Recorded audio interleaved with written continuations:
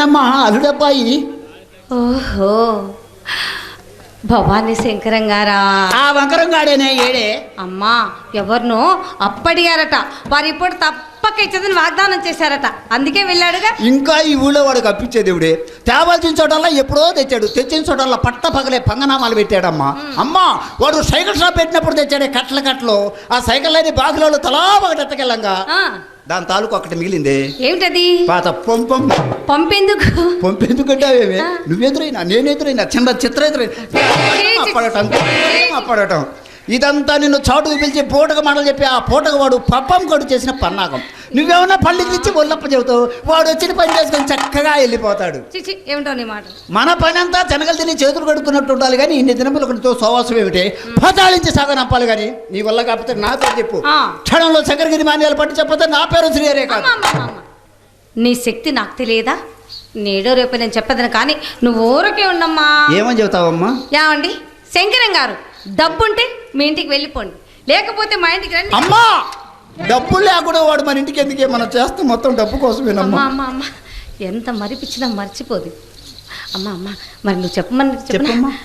ఏమండి శంకరం గారు, వెంకరం గారు, డబ్బుంటే మా ఇంటికి రండి, లేకపోతే మీ ఇంటికి వెళ్ళి పోండి అని మా అమ్మ చెప్పమని చెబుతాను. అవునులేమ్మా, నేను చెప్పమన్నాను కాబట్టి చెప్తావు, లేకపోతే నువ్వు ఎందుకు చెప్తావే? వాడు సామానుడు కదే, పిత్తరాడు అంటే వాడే. అమ్మో అమ్మో అమ్మో, నా కూతురికి ఏం మందు పెట్టాడో ఏమో, మనసు మొత్తం వాడి మీదనే ఉంది. ఏంటమ్మా మందు మాకు అంటున్నావు? మందులు దేవుందలమ్మా, కావాలంటే నా వయసు చూసి వాళ్ళే తెచ్చిస్తున్నారమ్మా. సరే, వాడి సంగతి వద్దేం. పొద్దుననంగా బజార్కి వెళ్ళింది చిన్నమ్మ, చిత్ర రాలేదేమే? చిత్ర రాలేదేమే? ఏమోనా? అమ్మా అదేనమ్మా, ఈ పూట సుబ్బిశెట్టి గారు మన వీధిన 4-5 మార్లు తిరిగినాడటమ్మా. ఎందుకు? ఆయన కదేమన్నా జబ్బేమోనే. మన ఇళ్ళకి వచ్చే వాళ్ళందరికీ ఏ చెప్పు, ఆయనకు ఆ చెప్పేనమ్మా. ఏ జబ్బమ్మా? చెప్తాను వినమ్మా. పొలపు రోగము పుట్టని వాడు. పొలపు రోగమా? అవునమ్మా, పొలపు రోగము పుట్టని వాడు సానివాడకే రాడు. వచ్చినచ్చు వచ్చేపో మన ఇంటి వైపు కన్నెత్తి చూడడు. అట్లు చూచిన వాడే వాడే వాడే మన ఇంటి, మన ఇంటి వంటగునే.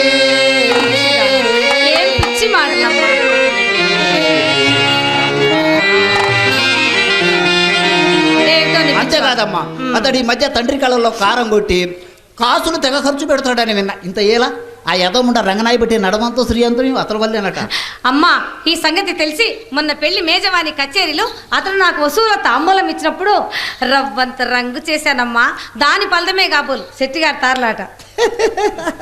రుచి తగిలిందన్నమాట. అన్నింటిలో నీ చెయ్యి సామాన్యమాట అమ్మా. నీ చెయ్యి తగిలితే ఎలగనోడు ఎలక్ట్రస్తంభం ఎక్కినట్టే. అమ్మ అమ్మ అమ్మ అమ్మ, నా మాట విని ఆ మేడపైకి ఎక్కి కొంచెం హుషారుగా కనపడవే. కనిపించేది నువ్వే కనిపించమ్మా. నేను కనపడి మాడితే హుషారుగా ఉసూరుకుంటూ పోతాడే. మరి ఎలా కనిపించాలమ్మా అని నా చేత చెప్పుకోవాలి. ఇంకెవరు చెబుతారు? అవునులేమ్మా, నేను పోయిన తర్వాత నీకెవరు చెప్తారమ్మా? ఎవరు చెబుతారు? సరే చెప్తాను వినమ్మా. తక్కుచు తళుక్కు మనుచు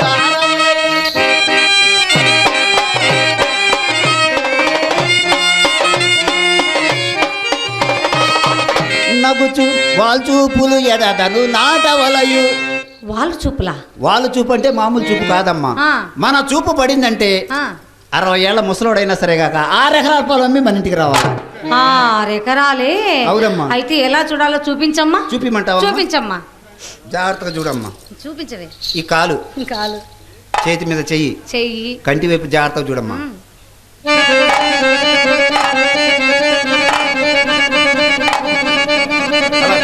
అమ్మా, నువ్వు చూస్తున్నట్లేదే, ఎవరినో పిలుస్తున్నట్టుంది. వయసు తక్కువ కదంటమ్మా, నీకు అర్థం కాలేదమ్మా. నా వయసు వాళ్ళకి అర్థం అయ్యే ఉంటది. తగ్గి సగిలించి ఎనుకకు తగ్గవలయు. ఏదమ్మా ఒక్కసారి తగ్గవే. అలాగేనమ్మా. అదేంటి ఆసుపత్రి దగ్గర ఏమిటమ్మా అన్నిటికీ ఎగతాలు చేస్తావు ఎందుకు? నేను ఒకసారి తగ్గి ఇలాగనే మోసపోయానమ్మా. ఈ ఊళ్ళో మోత్ఫర్ రైతు ఒక ఆయన ఉన్నాడమ్మా. ఆయన మీద ఒక్క వాలు చూపిస్తురానే వాలున్నే పడి వస్తున్నాడు. మన ఇల్లు అనుకుని పక్కింటికి ఏమైనా పోతాడని చెప్పి నీలాగనే గట్టిగా తగ్గి సగిలించానమ్మా. వచ్చాడా? నాకే క్షయ రోగం ఉంది అనుకున్నాడో ఏ ముండా కొడుకు బతికినంతకాలం మన బజారే రాలేదే. పేడ విరగడైపోయిందిలే, రాకపోతే పోయాడు. పేడ విరగైపోతే తేడా రావాల్సిన పైకం పోలా. అబ్బబ్బబ్బా ఈ చదువు అంతే నాకు చిన్నదే నేర్పావు, మరలా ఈ పారాయణం ఏంటమ్మా? ఎందులోకా నీవా మతిమరుపు దారం. నా ప్రాణం కాస్త గుట్టకు మన దాకా నీకు చెప్పాల్సిందిగా చేసేదేముంది? ఏమిటి పొద్దునన్నం వెళ్ళింది ఇంతవరకు రాలేదేవే? 2 సార్లు ఇప్పుడు వస్తుందమ్మా. అమ్మా రామ్మారా, ఇక్కడ రాజకీయం జరగట్లా, రాజ్యాంగం సవరణ జరగట్లా, ముగ్గురు వచ్చి 3 ముక్కలు ఎట్లా ఆడుకున్నా. మమ్మ రావే ఎంత ఏడుస్తావు? అమ్మా అసలు నీకు ఎన్నిసార్లు చెప్పానే నన్ను బజారు పంపొద్దంటే పంపుతా. పంపిస్తే ఏమైందే? ఏమైందంటే చెప్పేదే, ఈ వీధిలో కుర్రాళ్ళు అందరు నా వెంటబడి చిత్రామెమ్మ ఎక్కడ చిత్రామెమ్మ చదువుతున్నాను అడిగి ఒక్కటే ఏడిపిస్తున్నానే. పెద్దదాన్ని వదిలిపెట్టి చిన్నదాన్ని నిన్ను వదిలిపెట్టి నన్ను అడిగారా? నిన్నే. నన్ను అడిగారంటే వాళ్ళ కాస్తో కూస్తో కామశాస్త్రం గురించి తెలుసుండాలి. ఎవరన్నా నన్ను అడిగింది ఏ కూర్చావు నాకు పడండి పూర్తి అడ్రస్ రాసిస్తా. సరేగానమ్మా, ఎంతమంది అడిగారే? ఒక్కళ్ళ ఇద్దరు? వామ్మో 100 మంది నాకు అడిగారే. 100 మంది కాకపోతే 1000 మంది అడగనివే. అయినా ఏనుగుతోండని ఎంతమంది ముద్దు పెట్టుకునేది? అరుగుతుందా? సరే ఇట్లుండే మట్టి పెట్టారు. అబ్బా వాళ్ళందరూ అడిగి కంగారు పెట్టేవరకే పరిగెత్తుకుంటూ బోర్లు పడ్డానే. బోర్లు పడితే ఎదరు కావాలి మట్టి వెనక ఈపుని ఎందుకు అయిందే? ముందుకు పడి వెనక్కి తిరిగానే. నీకు అన్ని అనుమానాలే. అబద్ధం చెప్పినా అతికినట్టు ఉండాలనే. నిన్ను అక్క కంటే హై క్లాస్ ఎక్కడ చేద్దాం అనుకున్నా బొత్తుగా నువ్వు నేల్ట్ ఎక్కడ పోయిపోతున్నావు. సరేలే, నువ్వు వెళ్ళే సంగతి ఏమైంది? అమ్మా మరి ఈ ఊళ్ళో పెద్ద చెట్టు గారు లేరు, వాళ్ళ కుమారుడు సుబ్బి చెట్టు గారు లేరు. గుమ్మం దగ్గరకు వచ్చి ఎగా చూశాడే. వాడు సామాన్యుడు కదే, బిత్తరోడే. అమ్మా చిత్ర, అమ్మా ఎగాదిగా చూశాడా ఏమన్నా చేశాడే? అసలు నువ్వేంటే చిన్నపిల్లని నన్నేం చేస్తాడు? లోనికి వచ్చినాక నిన్నే చేస్తాడా? ఏడు ఎదవా వాడు బాబుకే వల్ల ఎల్ల పడ్డాడు. వీడు నన్ను ఏం చేస్తాడే? ఆ తర్వాత చిత్ర మెక్కేం చేస్తున్నాను కూడా అడిగాడు. నువ్వేమని చెప్పావే? నేనేం చెప్తాను, మా అక్క మేడ పైన అలంకరించుకుంటుందని చెప్పి. ఆ తర్వాత ఏమన్నా చెప్పాడా? ఆ తర్వాత నాకు గుర్తు రావడం. సరేలే, నీ నోటి నుండి ఈ మాట కాస్త గుడి పడేసరికి ఈ ఊరు కాస్త మాట మరుగుతుంది. అమ్మాయి పెద్దమ్మాయి ఇలా రామ్మ.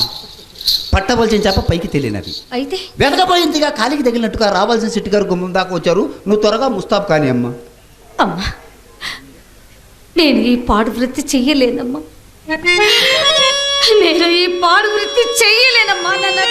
ఇది పాడు వృత్తి కాదమ్మా, ఇది మన కులవృత్తి అమ్మా.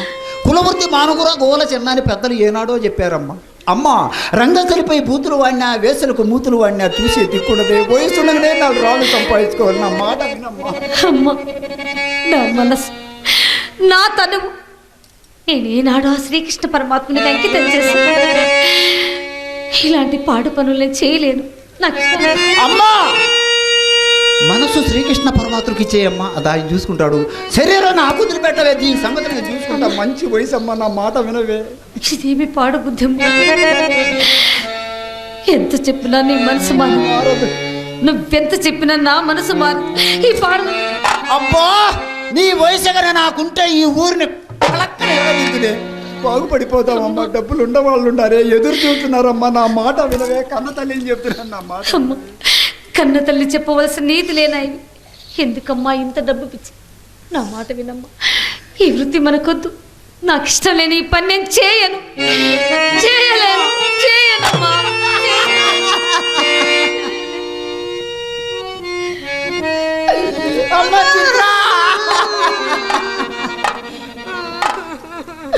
అక్క నా మాట ఎన్నంటుంది. అయినా నేను ఎవరి కోసమే డబ్బు సంపాదించేది? మీకోసమేగా. అక్కే నా మాట విన్నప్పుడు నేను ఎవరి కోసం బతకాలా? ఎవరి కోసం డబ్బు సంపాదించాలా? అమ్మ బతకను.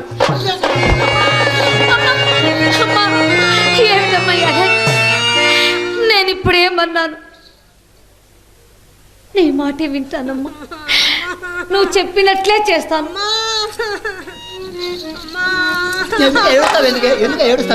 అమ్మా మరి నువ్వు చచ్చిపోతానన్నా